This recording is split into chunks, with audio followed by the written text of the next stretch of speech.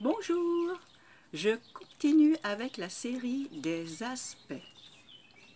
Et cette fois, c'est entre le quinconce aspect de 150 degrés et l'opposition aspect de 180 degrés. Un exemple, la pleine lune est un aspect d'opposition, c'est-à-dire un aspect de 180 degrés. Avec le quinconce, c'est le déclic qui permet de comprendre, apprendre par l'expérience. Avec l'opposition, accepter la contradiction pour réajuster sa réaction émotionnelle. Avec le quinconce, c'est l'école de la vie qui nous demande de réaliser des efforts personnels. Avec l'opposition, c'est de proposer un avis différent et complémentaire de l'autre, des autres. Avec le quinconce, développer des outils dans une dimension psychologique pour contourner les obstacles d'un esprit non structuré.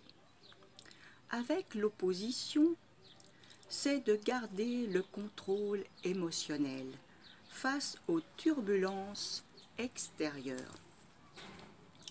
Avec le quinconce, apprendre de ses erreurs et transmettre le savoir de son expérience. Avec l'opposition, reconnaître que chacun peut donner son opinion suivant sa propre compréhension d'une situation. Avec le quinconce, apprendre que la perfection n'est pas dans ce monde et que le travail sur soi-même améliore le résultat. Avec l'opposition, c'est de rechercher un terrain d'entente dans l'antagoniste. C'est de conjuguer au lieu de créer une séparation.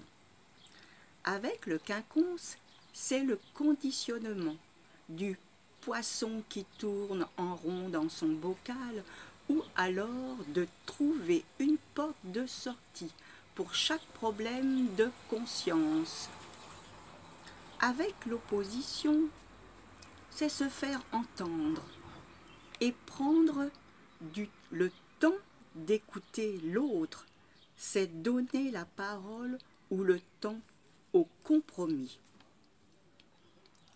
Avec le quinconce, accepter les contraintes, car après l'effort, il y a le réconfort.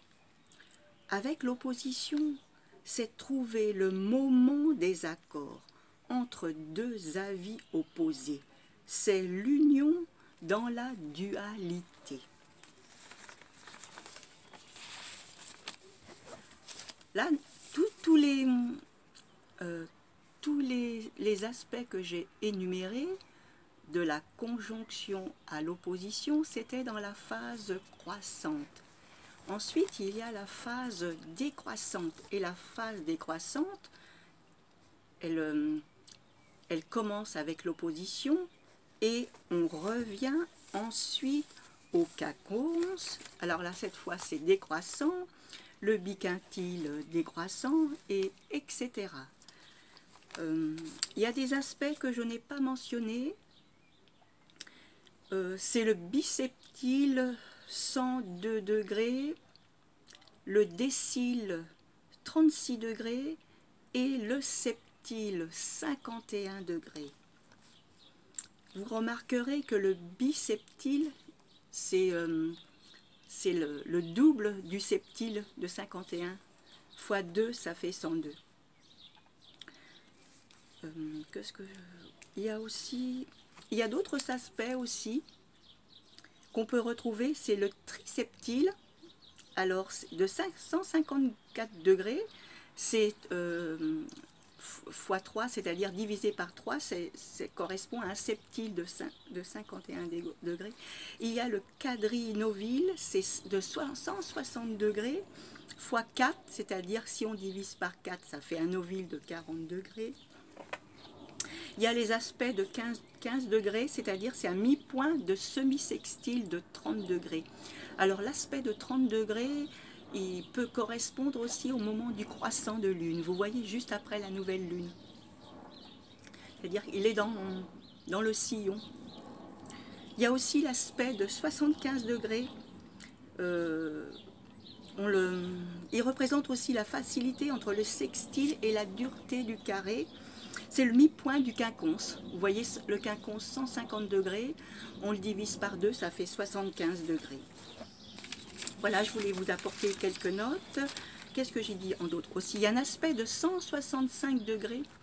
Il correspond au compromis entre quinconce et opposition. Vous voyez, il est à mi-chemin. Et on le nomme aussi quindécile. Il permet de persévérer dans la poursuite des actions indiquées par les planètes et suivant la fonction des signes et maisons, signes et maisons impliquées. Alors, si vous avez des commentaires à rajouter, hein, partagez et puis pourquoi pas vous abonner, double clic. À très bientôt pour une prochaine vidéo.